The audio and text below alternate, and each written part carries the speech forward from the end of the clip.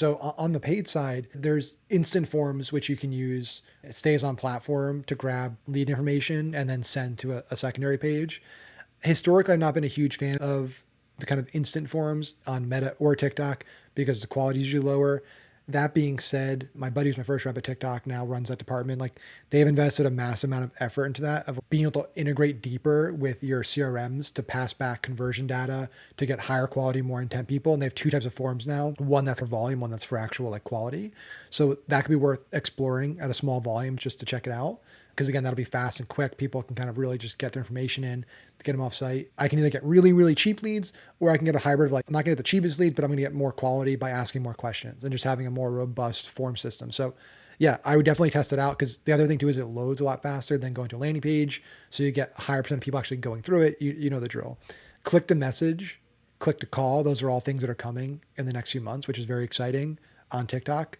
So there'll eventually be an option, a call to action to like just click an ad and start a messaging experience in app, click call out, do an outbound call, potentially text messaging. And I know they're also investing heavily. They've hired a bunch of people for making just the overall messaging experience more robust, similar to like, Instagram, where you can have DM flows and more automation and stuff like that, which will be great. But yeah, right now I do the kind of instant form, lead form, add a lot more qualifying questions, make it a little harder, add some friction to it to get the quality up there.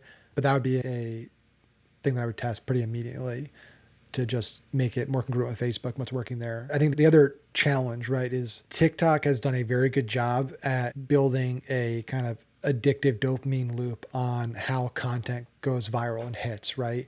And so it's a game of attrition in that sense, where it's consistency, where it's like what happens with most people is like they post 10 videos or 20 videos or 30 videos and they haven't gone viral, haven't had the same level of success on Instagram, give up. And it's like the 31st video was the one that would have hit, right? This 30-second video was the one that would have hit. I think if I can get what's actually running, what's not worked, what has worked, and then looking at like diving deeper. So you said, hey, this one guy's video just, went viral. It's like, okay, let's extract what worked from there. So it was a training. So let's replicate that framework and formula. Let's try different intro hooks on it. Let's try different front end angles on it. Let's try different training components and modules from the actual challenge. And so it's like not reinventing the wheel. It's this worked.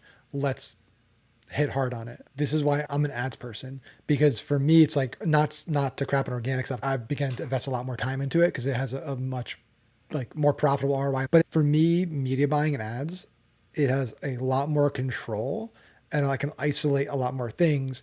And so again, we're talking like this organic and clients and stuff. All my buddies who are like Michael and I both know Ryan, who's like one of the best of this, and he charges probably the most money for big personal brands. And they come to him, they all expect like a viral. He's like just like a magician. Like everything you do needs to go viral. I need 3 million views. I need 5 million views. And so it is hard or harder to communicate that messaging to customers of like, if we're doing everything organically, it's like the reality is just like not everything's going to work every time because there's so many other variables outside of control. Plus the pathway, right? So I'm curious on Instagram, what's the conversion path? When the video ends, is it a comment? Is it a DM? Is it an outbound link? Instagram versus TikTok when it comes to messaging is totally different, right? So just from how the call to action works, it is much more difficult organically on TikTok to get somebody off of TikTok because you don't have the same pathways as you do on Meta right now.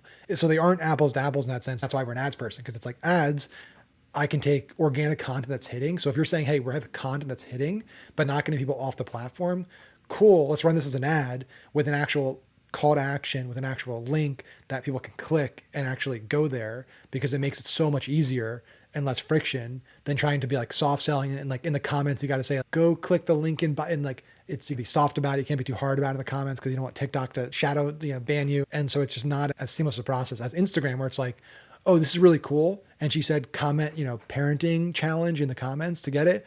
Cool. I commented, I got a DM. That's a much more seamless process to get people off site and sell them stuff.